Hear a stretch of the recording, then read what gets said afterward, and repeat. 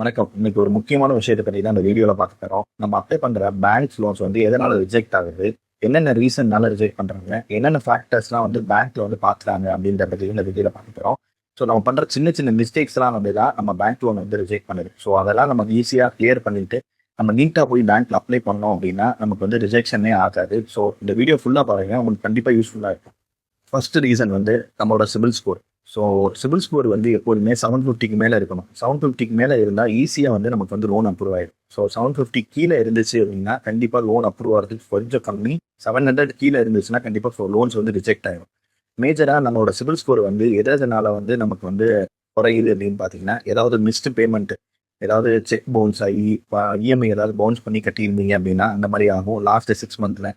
So அதே மாதிரி ஏதாவது ஒரு கிரெடிட் கார்டை வந்து 100% 50% 40 to 50% தான் நீங்கள் வந்து ஒரு கிரெடிட் கார்டை வந்து யூஸ் பண்ணணும். இப்போ 1 lakh லிமிட் வச்சிருக்கீங்க அப்படின்னா ஒரு 30,000 40,000 லிமிட்டை தான் நீங்கள் யூஸ் பண்ணியிருக்கணும்.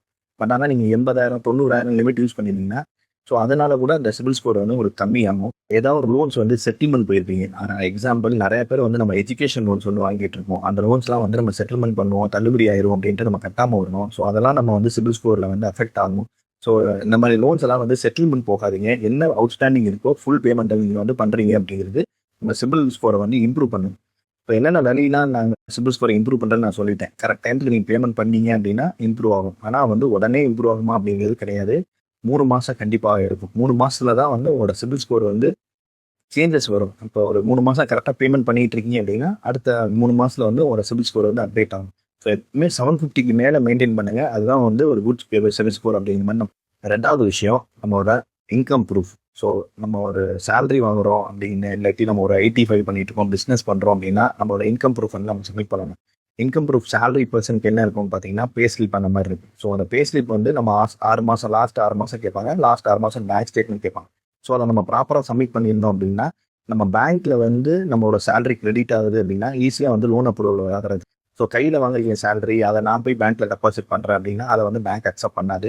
ஸோ பேங்க்ல வர சேலரி கிரெடிட்ஸை வந்து நீங்கள் வந்து ப்ரூஃபாக காமிக்கும் போது ஈஸியாக அப்ரூவல் ஆகிறதுக்கு சான்சஸ் அதிகமாக இருக்குது. இன்னொரு விஷயம், அந்த பேங்க் ஸ்டேட்மெண்ட் கொடுக்கும்போது அந்த அந்த பேங்க் ஸ்டேட்மெண்ட்டில் ஏதாவது ஒரு செக் பவுன்சஸ் இருக்குது, ஃபண்டு இல்லாமல் நீங்கள் ஒரு செக்கை கொடுத்து அது பவுன்ஸ் ஆகிருக்கு அப்படின்னா அதுவும் ஒரு நெகட்டிவ் இம்பேக்ட். ஸோ வந்து இதையும் வந்து கிளியராக மெயின்டைன் பண்ணுங்கள். உங்களோட பேங்க் ஸ்டேட்மெண்ட்டு, உங்களோட சேலரி ஸ்லிப் எல்லாத்தையுமே கரெக்டாக சப்மிட் பண்ணுங்கள். நெக்ஸ்ட் விஷயம் பார்த்தீங்கன்னா ஃபாயர் அப்படிம்பாங்க. ஃபாயர் அப்படின்னா ஃபிக்ஸ்டு ஆப்ளிகேஷன் இன்கம் ரேஷியோ. அது வந்து ஒன்றும் இல்லைங்க, நீங்கள் எவ்வளோ சேலரி வாங்குறீங்களோ உங்களுக்கு நாங்கள் எவ்வளோ லோன் பண்ணலாம் அப்படிங்கிற ஒரு கால்குலேஷன் தான் ஃபாயர் அப்படின்னு சொல்லுவாங்க. ஸோ யூஸ்வலாக அந்த ஃபாயரோட பெர்சன்டேஜ் எவ்வளோ வச்சுப்பாங்க அப்படின்னா 40% ஒரு 50% வச்சுப்பாங்க. இல்லை எக்ஸாம்பிள், நீங்கள் ஒரு 1,00,000 சேலரி வாங்குறீங்க அப்படின்னா உங்களால் 40,000 50,000 தான் அந்த இஎம்ஐ லோன் இஎம்ஐக்காக போகிறதுக்காக நீங்கள் வந்து ஸ்பெண்ட் பண்ணலாம். மிச்சது எல்லாமே உங்கள் பர்சனல் எக்ஸ்பென்ஸில் வந்துடும். ஸோ அதனால் இந்த ஃபாயர் எப்படி கால்குலேட் பண்ணுவாங்க அப்படின்னா, இதுக்கு முன்னாடி ஏதாவது இஎம்ஐஸ்லாம் நீங்கள் கட்டிக்கிட்டு இருக்கீங்க அப்படின்னா, ஏதாவது ஒரு ஃபோன் எடுத்து இஎம்ஐ கட்டிக்கிட்டு இருக்கீங்க, இல்லாட்டி வேறு ஏதாவது மந்த்லி இஎம்ஐ பண்ணிக்கிட்டு இருக்கீங்க, பர்சனல் லோன் அப்படிலாம் பண்ணிக்கிட்டு இருக்கீங்க அப்படின்னா அந்த இஎம்ஐலாம் கால்குலேட் பண்ணி உங்களோட சேலரியால் டிவைட் பண்ணுவாங்க. எக்ஸாம்பிள், நீங்கள் ஒரு 30,000 வந்து இஎம்ஐ கட்டிக்கிட்டு இருக்கீங்க இதுவரை. ஸோ உங்களோட சேலரி 1,00,000 அப்படின்னா 30% வந்துருச்சு. இப்போ உங்களுக்கு வந்து 40% வர போகலாம். இன்னும் ஒரு 10,000 வந்து உங்களால் இஎம்ஐ கட்ட முடியும். ஸோ அப்போ வந்து அந்த ஃபாயரே நீங்கள் பார்த்துக்கங்க. நீங்கள் லோன் அப்ளை பண்ணும்போது 40% 50% வர மாதிரி அந்த ஃபாயர் மெயின்டைன் ஆகுதான்னு பார்த்துட்டு நீங்கள் லோன் அப்ளை பண்ணுங்க. ஃபர்ஸ்ட் விஷயம் பார்த்தீங்கன்னா டாக்குமெண்ட் மிஸ் மேட்ச் இல்லாட்டி நேம் மிஸ் மேட்ச். நீங்கள் அப்ளை பண்ணுற ஆதார் கார்டு, பேன் கார்டுலாம் கொடுப்பீங்க, அதில் ஏதாவது நேம் மிஸ் மேட்ச் இருக்கும், உங்கள் அப்பா பேரில் நேம் மிஸ் மேட்ச் இருக்கும், இல்லாட்டி உங்களோட நேம்லேயே வந்து ஸ்பெல்லிங் மிஸ்டேக்ஸ் இருக்கும், டேட் ஆஃப் பர்த் மாதிரி இருக்கும், இல்லாட்டி நீங்கள் இப்போ ஆதார் கார்டில் ஒரு அட்ரஸில் இருந்திருப்பீங்க, இப்போ வேறு அட்ரஸில் இருப்பீங்க, அது கரண்ட் அட்ரஸ் ப்ரூஃப் ஏதாவது கொடுத்துருக்க மாட்டீங்க. ஸோ அந்த மாதிரி ரீசன் இருக்கப்போ வந்து ஒரு லோன் அப்ளை பண்ணுறீங்க அப்படின்னா கண்டிப்பாக வந்து வெரிஃபிகேஷன் பண்ணுவாங்க. அவங்களோட வீடையோ நீங்கள் கொடுத்துருக்க அட்ரஸில் நீங்கள் இருக்கீங்களா அப்படின்னு. ஸோ அந்த டயத்தில் வந்து நீங்கள் அந்த இடத்துல இல்லை அப்படின்னீங்கன்னா லோன்ஸ் வந்து ரிஜெக்ட் ஆகும். ஏன்னா நெகட்டிவ்னு சொல்லி ரிப்போர்ட் கொடுப்பாங்க, அந்த இல்லை அப்படின்ற மாதிரி ரிப்போர்ட் கொடுப்பாங்க, அப்போ ரிஜெக்ஷன் ஆகும். ஸோ என்ன பண்ணணும்னா நீங்கள் கரண்ட் அட்ரஸ் என்ன ப்ரூஃப் வச்சுருக்கீங்களோ அதை கொடுத்து நீங்கள் வந்து அப்ளை பண்ணலாம். லோன் கொடுக்கும்போதே அந்த டாக்குமெண்ட்ஸ் நீங்கள் அட்டாச் பண்ணலாம். அதே மாதிரி நேம் மிஸ் மேட்ச்க்கு ஏதாவது இருக்குது, சிக்னேச்சர் மிஸ் மேட்ச் இருக்கும், பழைய சிக்னேச்சர் ஒன்று பேன் கார்டில் ஒன்று போட்டிருக்கீங்க, இப்போ பேங்க் ரெக்கார்ட்ஸில் தான் வேறு மாதிரி சிக்னேச்சர் இருக்கும். அதெல்லாம் வந்து நீங்கள் ப்ரூவ் பண்ணுறதுக்கு ஏதாவது ஒரு அட்டாச்மெண்ட் வந்து பழைய டாக்குமெண்ட்ஸ் ஏதாவது ஒன்று கொடுத்து தான் ஆகணும். ஸோ அதுக்கப்புறம் இன்னொரு விஷயம் என்னன்னு பார்த்தீங்கன்னா பிஸ்னஸ் பர்சன்ஸ் வந்து இது வந்து நான் சேலரி சொல்கிறேன். பிஸ்னஸ் பர்சன்ஸ் வந்து சில பேர் என்ன பண்ணுவாங்கன்னா ஐடி ஃபைல் பண்ணுறங்கிற பேரில் 3 வருஷம் சேர்த்து ஒரே ஐடிஆரை ஃபைல் பண்ணி நான் போய் லோன் அப்ளை பண்ணுறேன் அப்படிங்கிற மாதிரி பண்ணுவாங்க. யூஸ்வலாக பேங்க்ஸ் என்ன பண்ணணும்னா ஒவ்வொரு வருஷம் இன்கம் டேக்ஸ் ஃபைல் பண்ணுற ரிப்போர்ட் வந்து ஒரு 6 மாதமாவது நமக்கு வந்து கேப் இருக்கணும். ஸோ அதை வந்து நீங்கள் கரெக்டாக பார்த்துக்கங்க. 6 மாதம் இல்லை அப்படின்னா உங்களோட லோன் ஈஸியாக ரிஜெக்ட் ஆகும். ஸோ பேங்க்கும் வந்து ரிஜெக்ட் பண்ணிடுவாங்க அந்த லோனை 6 மாதம் இடைவெளி இல்லை அப்படின்னு சொல்லிட்டு. ஸோ அது வந்து பேங்க்கோட பாலிசி. எல்லா பேங்க்ஸ்க்கும் இந்த பாலிசி உண்டு. ஸோ அதையும் நோட் பண்ணி அடுத்து பார்த்தீங்கன்னா ஜாப் ஸ்டெபிலிட்டி, பிஸ்னஸ் ஸ்டெபிலிட்டி இந்த மாதிரி ரீசன் சொல்லுவாங்க. என்னன்னா நீங்கள் ஒரு ஒரு 6 மாதமாவது ஒரு கம்பெனிக்கு வேலை பார்த்துக்கணும். இல்லாட்டி ஒரு பிஸ்னஸ் ஸ்டார்ட் பண்ணி ஒரு 1 வருஷம் 2 வருஷம் இருந்தால் மட்டும்தான் உங்களோட லோன் வந்து ஈஸியாக அப்ரூவ் ஆகும். இல்லை நீங்கள் வந்து இப்போ தான் ஜாயின் பண்ணுறீங்க, ஒர்க் பண்ணுறீங்க, ஒரு இதில் வந்து ஒர்க் பண்ணுறீங்க, வந்த உடனே நீங்கள் வந்து லோன் அப்ளை பண்ணுறீங்க, 2வது மாதம் சேலரி கிரெடிட் ஆனதுமே அப்போ அப்படின்னா உங்களுக்கு வந்து ப்ரீவியஸ் ஏதாவது எக்ஸ்பீரியன்ஸ் இருந்துச்சு அப்படின்னா அதை வந்து கன்சிடர் பண்ணுவாங்க. இல்லை நீங்கள் ஒரு ஃப்ரெஷர் 2வது மாதம் சேலரி இப்போ தான் வாங்குறீங்க அப்படின்னா பேங்க்ஸ் வந்து அப்ரூவ் பண்ணாதீங்க. ஏன்னா இப்போ தான் நீங்கள் ஒரு ஸ்டார்ட் பண்ணியிருக்கீங்க. ஸோ ஒரு 6 மாதம் அது உங்கள் சேலரி வந்து உங்கள் அக்கௌண்ட்டில் கிரெடிட் ஆகிக்கணும். உங்களோட எக்ஸ்பீரியன்ஸ் 6 மாதமாவது இருக்கணும். ஏன்னா அப்போ தான் வந்து அந்த கன்ஃபர்மேஷன் இதெல்லாம் சொல்லுவாங்க. 6 மாதம் ப்ரொபேஷன் பீரியட் இதெல்லாம் சொல்லுவாங்க.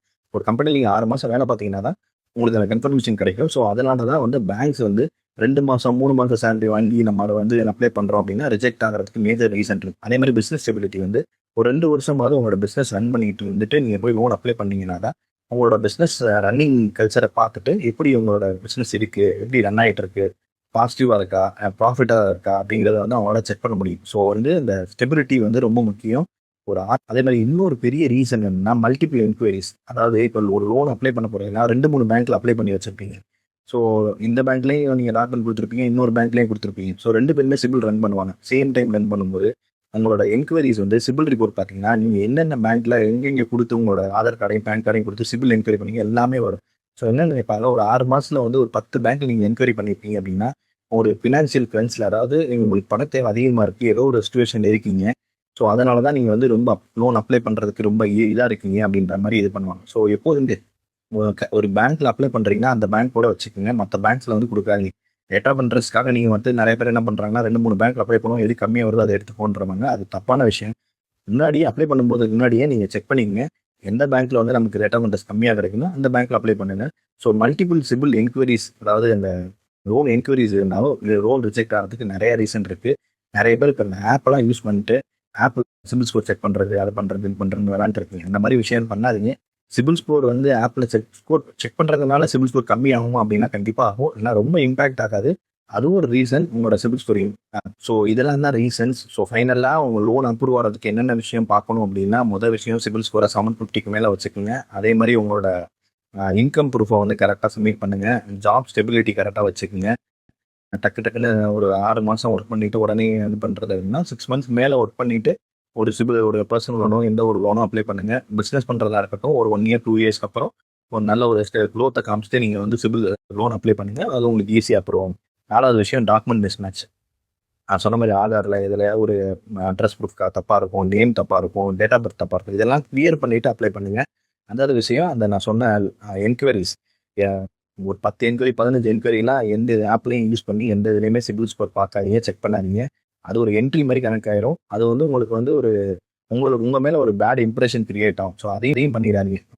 இதுதான் வந்து நம்ம லோன் நம்ம அப்ளை பண்ணுறதுக்கு முன்னாடி நம்ம கரெக்ட் பண்ணிக்க வேண்டிய விஷயம். இந்த வீடியோ உங்களுக்கு யூஸ்ஃபுல்லாக இருக்கும்னு நம்புகிறேன். ஸோ இந்த மாதிரி நம்ம சேனலில் நிறைய வீடியோஸ் பண்ணிகிட்டு இருக்கோம். எவ்வளோ 0 பேலன்ஸ் சேவிங்ஸ் அக்கௌண்ட் ஓப்பன் பண்ணுறோம் அப்படிங்கிற வீடியோ பற்றிலாம் போட்டோம். நல்ல ரெஸ்பான்ஸ் இருந்துச்சு. ஸோ இந்த வீடியோவும் நீங்கள் வந்து உங்கள் ஃப்ரெண்ட்ஸ் ஷேர் பண்ணுங்கள். யாரெல்லாம் லோன் அப்ளை பண்ணுறாங்களோ அவங்களுக்கு கண்டிப்பாக இந்த வீடியோ வந்து யூஸ்ஃபுல்லாக இருக்கும். இன்னும் நிறைய பேங்கிங் பற்றின வீடியோ ஷார்ட்ஸ் எல்லாமே நம்ம சேனலில் அவைலபிளாக இருக்கும் போது. ஸோ கண்டிப்பாக இந்த வீடியோ ஷேர் பண்ணுங்கள், சப்ஸ்கிரைப் பண்ணுங்கள், சப்போர்ட் பண்ணுங்கள். தேங்க்யூ.